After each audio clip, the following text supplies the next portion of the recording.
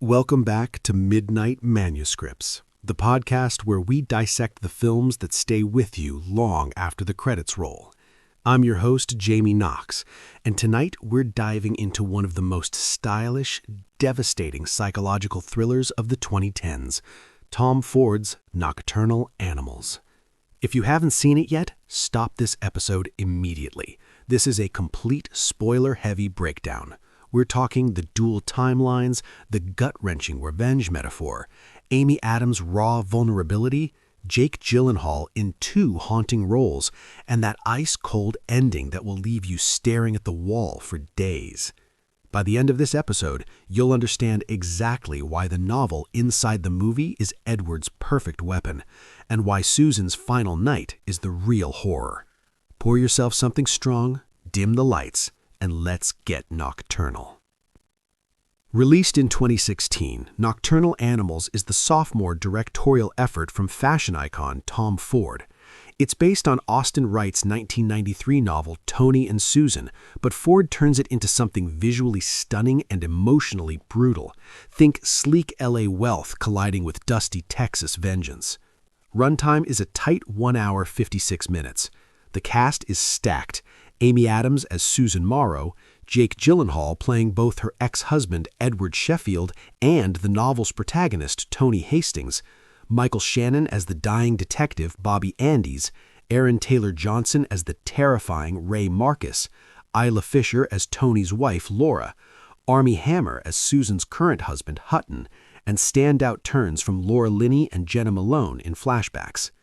The film was a critical darling, 74% on Rotten Tomatoes from both critics and audiences, praised for its dual storytelling, Ford's impeccable direction, and performances that cut to the bone.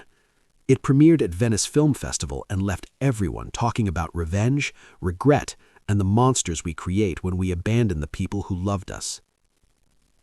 Without spoiling a single twist, Susan is a successful but deeply unhappy LA art gallery owner trapped in a hollow marriage. One day, a mysterious package arrives, a manuscript for a novel written by her estranged first husband, Edward, whom she hasn't spoken to in nearly 20 years. The novel is titled Nocturnal Animals, Edward's old nickname for her.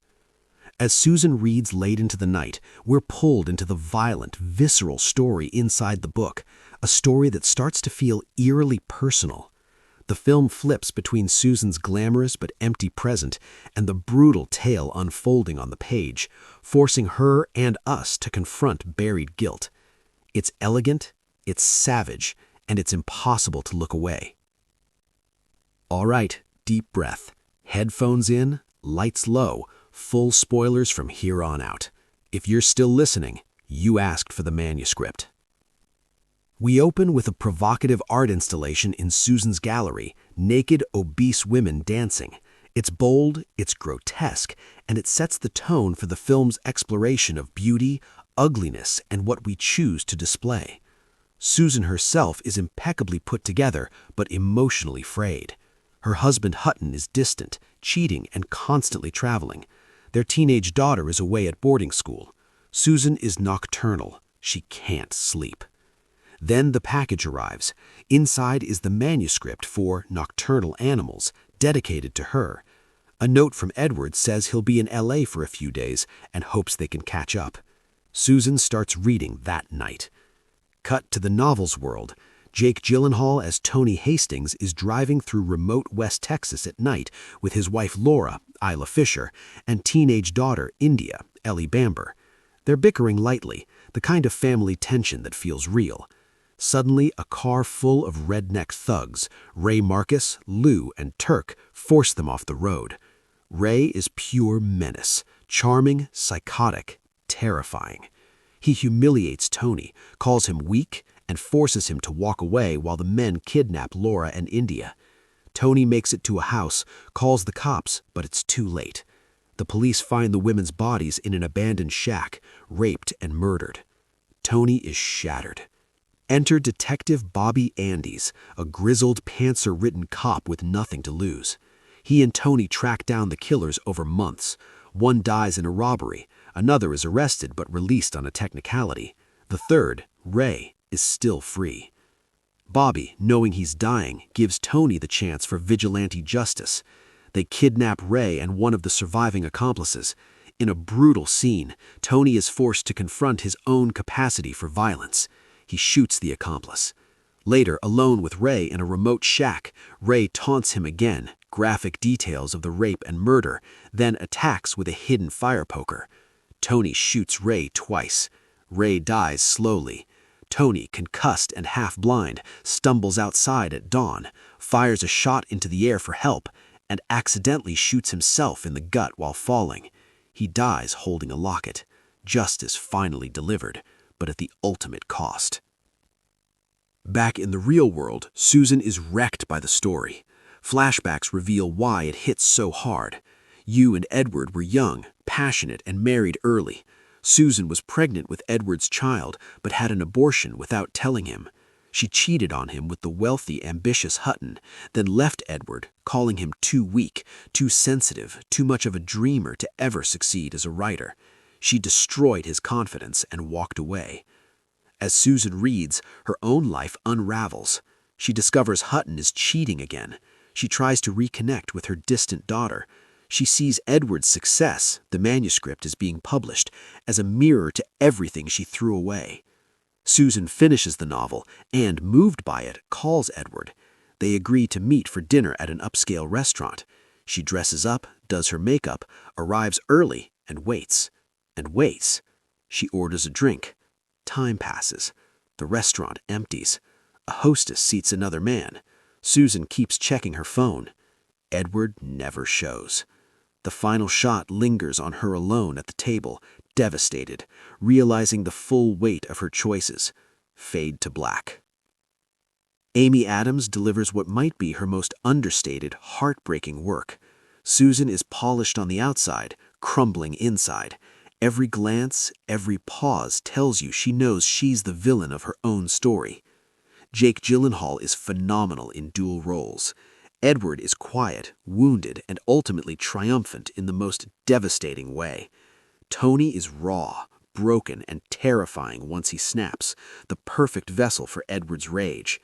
Michael Shannon steals every scene as Bobby Andes, that gravelly voice, that moral ambiguity, pure menace with a badge. Aaron Taylor Johnson as Ray is one of the most chilling screen psychopaths of the decade. His weak monologue will give you chills. The supporting cast, Armie Hammer's sleazy Hutton, Isla Fisher's warm Laura, all feel lived in. Ford's direction makes every frame feel like a fashion editorial dipped in blood. At its core, Nocturnal Animals is about revenge, but not the bloody kind. It's existential revenge. Edward doesn't need to hurt Susan physically. He writes the perfect book, one that forces her to relive her betrayal, see herself as the monster. Ray is literally Susan in metaphor, the one who destroyed a family, and then gives her hope, only to snatch it away by standing her up. The novel mirrors their real history. Tony loses his wife and daughter the way Edward lost Susan and their unborn child. Tony's weakness becomes strength through violence. Edward's weakness becomes strength through art.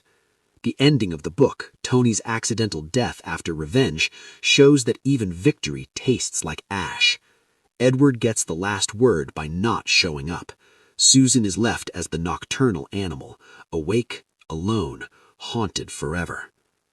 Other themes are the power of art to wound and heal, the ugliness beneath beauty, that opening art show, grief that never dies, and the question Ford keeps asking, are we the weak ones for feeling everything, or are we the monsters for ignoring it? That final shot isn't ambiguous. It's merciless. Edward succeeded. Susan is doomed to her guilt. Critics called it gorgeous and vicious, a masterclass in tension. Audiences are split. Some find it too cold, others call it unforgettable. It's aged beautifully as one of those films people rediscover on streaming and text their friends about at 2 a.m. No sequel, no franchise, just a perfect, self-contained gut punch. That's our deep dive into Nocturnal Animals. If you've seen it, drop your take in the comments. Was Edward's revenge poetic justice, or did the ending leave you hollow? Did Ray scare you as much as he scared Tony? Next week, we're tearing open another mind-bender. But until then, sleep with one eye open. This has been Midnight Manuscripts. I'm Jamie Knox.